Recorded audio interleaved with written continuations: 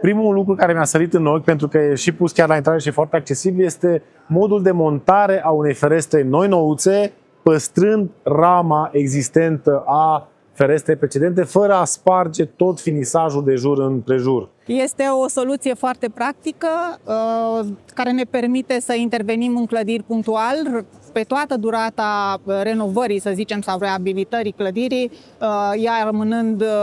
funcțională.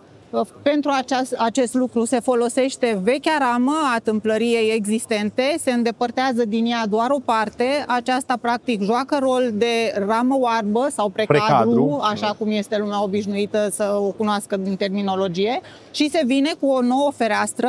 performantă, mult mai performantă la standardele actuale, care se adaugă peste acest element și cu toate închiderile aferente, astfel încât să permită upgradarea și a zonelor opace ale clădirii la nivelul de energetic cerut acum. Nu mai spargi, nu mai faci mizerie, nu mai faci deșeuri și vii cu un sistem nou pe o suprafață